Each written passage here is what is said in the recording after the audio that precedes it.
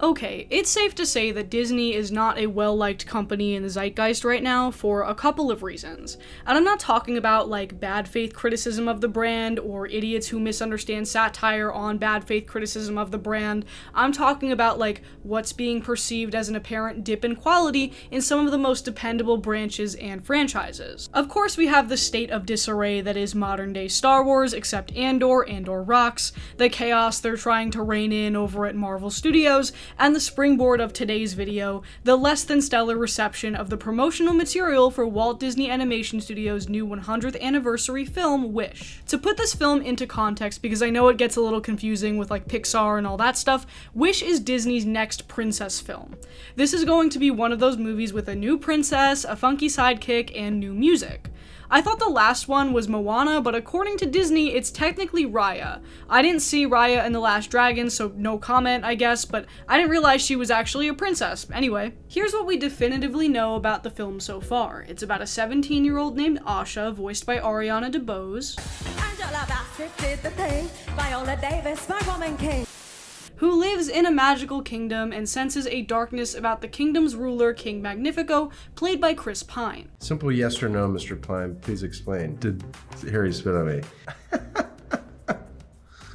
me? From there, it's probably standard stuff. I'm guessing they go on some kind of magical journey to stop the evil king, whatever. The film comes out at the end of November, and so as we get closer to that release date, we're of course getting more promotional stuff for the movie online, and that's really all we have to go off of because due to the SAG strike and the studio's inability to pay actors a living wage, nobody in the film can really promote the movie. So even though it's Disney's 100th anniversary film, they can't exactly roll out the red carpet for it the way they normally would. The first thing that is very noticeable in terms of what we've seen so far is the animation style. Because this is a landmark film for Disney Animation, many fans of the brand wanted to see traditional 2D animation make a return because the studio's last fully 2D film was The Princess and the Frog all the way back in 2009. It was rumored that to please fans, Wish would include a mix of 2D and 3D animation styles, with mainly the backgrounds looking more hand-drawn than 3D rendered, but after the trailer released, it's safe to say that this effect did not work as intended when put into motion. In fact, many were quick to point out that the designs looked unfinished, and after word started circulating about this online, one TikToker who claims to have previously worked for Disney Animation said that it probably was. First of all, the trailer looks unfinished because that's all that's finished of the movie. There's nothing else they have rendered, I guarantee you. When I first started on Big Hero 6 and I saw the trailer, I was like, this is amazing, I can't wait to see the rest of it. And my first day in the studio, they had me sit down and watch the preview of Big Hero 6, what they had finished at the time. And the only rendered scenes were the ones from the trailer. Everything else was rough sketches and maybe layout. Not only that, but he went as far as to say that the 2D animation that fans had been clamoring so hard for, it probably wasn't ever coming back to the big screen.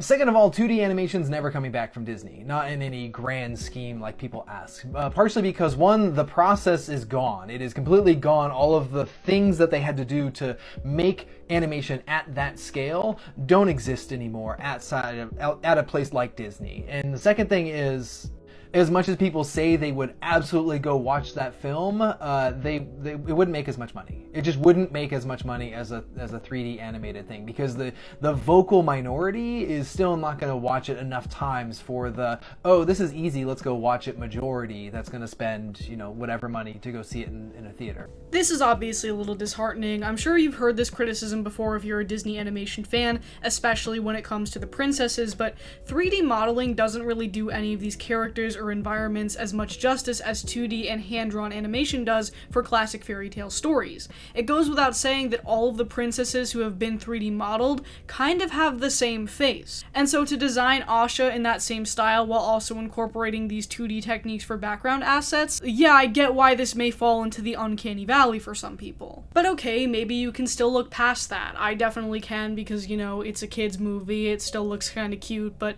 that's not really what I wanted to weigh in on here. Since the trailer and some of the soundtrack for Wish was released, I noticed a more interesting form of criticism taking shape online. I've never seen so many books in all my life. You like it? It's wonderful. So when I was little, I used to watch Beauty and the Beast literally every day. I would watch it over and over again, and I would get sad when the tape stopped and my parents would have to come in and rewind it. Beauty and the Beast, in my opinion, is a great example of a kids movie that can be timeless. It's a little mature. There are parts of it that are scary, that are, a little kind of overwhelming for maybe younger viewers, but there's a reason why it has stuck with so many people over the years. And in order to show you how the humor and perspective in these films has changed over the years, I'm going to play you a humorous kind of scene from Beauty and the Beast versus some of the dialogue we hear from Asha in this trailer. And although it's not a one-to-one comparison for a couple of reasons, I think you'll see what I mean here.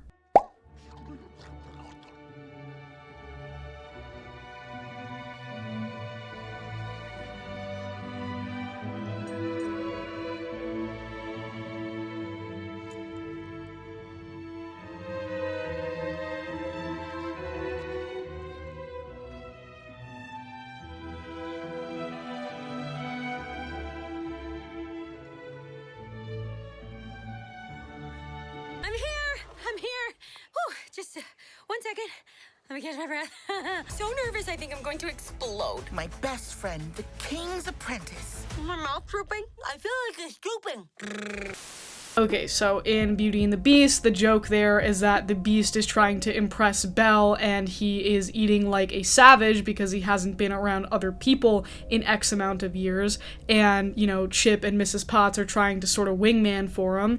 And there's not even any kind of dialogue in the scene. It's all told with visuals, it's told with the joke kind of resting there, and the silence, benefits the scene, and in the end it shows how Belle is able to meet him where he's at. It's a good scene, it's lighthearted, it's funny. Whereas the brief clips that I played in the Wish trailer, and again, I know this is just a trailer because that's all I have to go on right now, maybe it'll be different in the film, it's taking inspiration from the later kind of Disney movies and humor where there has to constantly be jokes filling the silence. The protagonist has to be overtly quirky and overtly, like always in like a rush and, trying to keep it all together. And I don't think that makes for strong characters, strong protagonists, really. Now, I get it. These movies are for kids, just like the stuff that I grew up with in the 90s were movies for kids. So I don't mind a little levity, of course.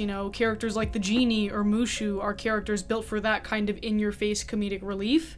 But this brand of personality that Asha has, at least in the trailer, where she's quirky and seems a little immature and goofy, that's like a new thing for Disney protagonists. I think the blueprint of it was Rapunzel in Tangled, and I think that made more sense for her character because her whole thing was that she was young and naive and quite literally sheltered from the rest of the world. But I feel as though that characterization was copy and pasted onto every protagonist after that point, and I get it because it's an easy writing choice for sure. The character can start the movie being all goofy and naive and then have a moment where they have to become strong and face the world head on, whatever, and it works sometimes. I think Moana handles that pretty well. But I think this kind of goofy personality is catered more toward millennials and their sense of humor and not children. I actually don't think we give children enough credit in terms of their level of understanding when it comes to media, in which some characters are serious, some characters can even be evil or scary, and others can be the funny, slapsticky source of humor.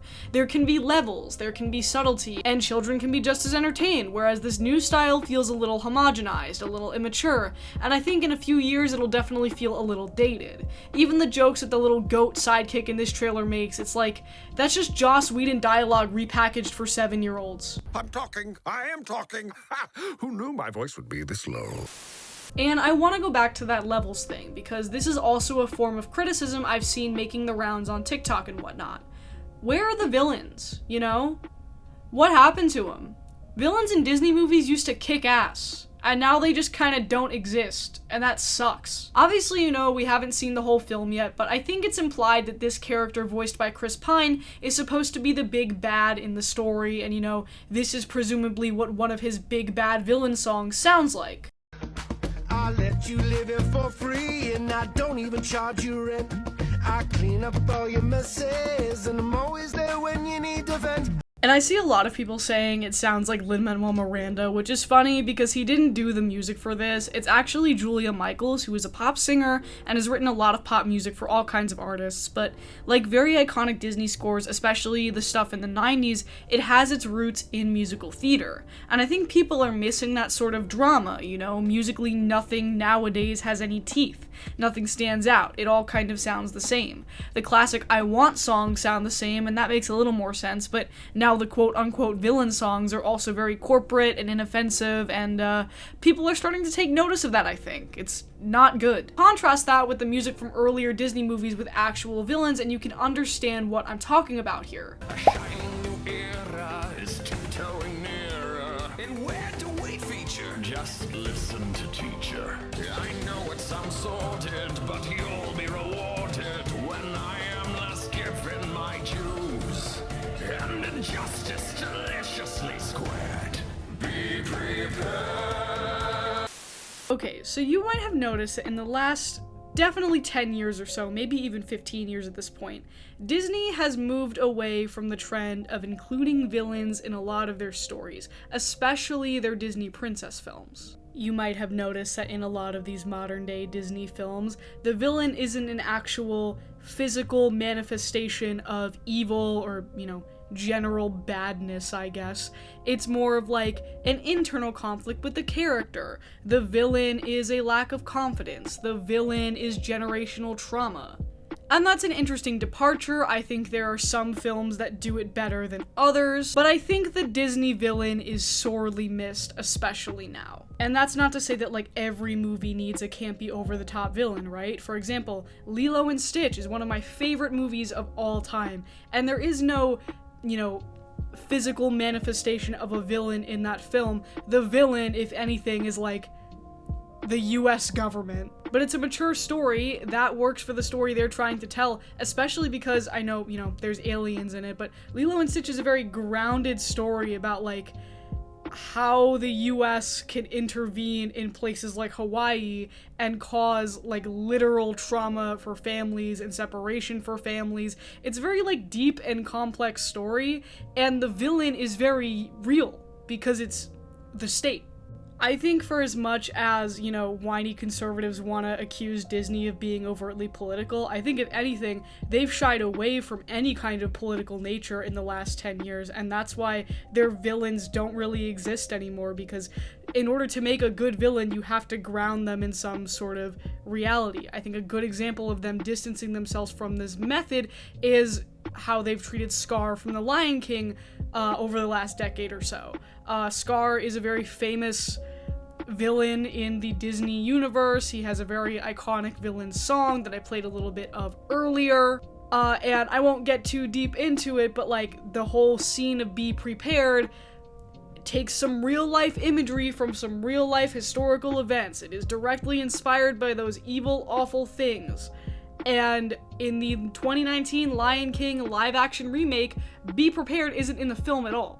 Post-production Kayla cutting in here, it totally was in the film. I must have just completely memory hold that. I think at first they said that they weren't going to have it in the movie at all, and then people got pissed, so they made like a version of Be Prepared that made the 2019 cut, but it sounds nothing like the original version. It doesn't have any of the original impact or imagery, so in my mind it basically isn't in the movie.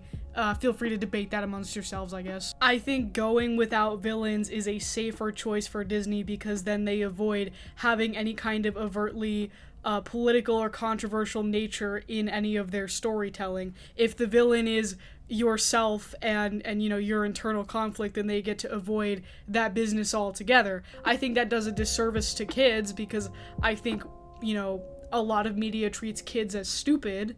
And this is an example of that for sure. The other thing is that I think they just happen to get lucky. I think the biggest departure overall from like the villains in storytelling for Disney was Frozen back in like 2014, and that was entirely on accident. Like in the original early scripts of Frozen, Elsa is supposed to be the villain, and then that movie got rewritten like several hundred times, and you know, that's not what happens. And I think because Frozen made a bunch of money, they were like, okay, you know what, like we don't have to invest in creating compelling villains, and I feel like that benefited them for a while, but you know, every kind of trend hits a certain point, hits a certain threshold, when people are clamoring for something new. And again, I'll probably see the movie. I don't know if I'll go see it in a theater. I'm just having flashbacks to when me and Brian went to see the live action Little Mermaid, and I like couldn't stop cursing with so many small children in my vicinity. Like right before the movie, I almost dropped my popcorn and then I cursed, and then I realized that there were a bunch of small kids around me, and then I cursed again. And it was just like this very comedic cycle, and I was like, I need to get away from all of these kids. But let me know if you're gonna see Wish in theaters, and also while you're in the comments, let me know what your favorite Disney movie is. Thanks so much, you guys, and I'll see you next time. Poor unfortunate souls! Indeed, this one longing to be fed, and he wants to be a girl. Do I help them? No.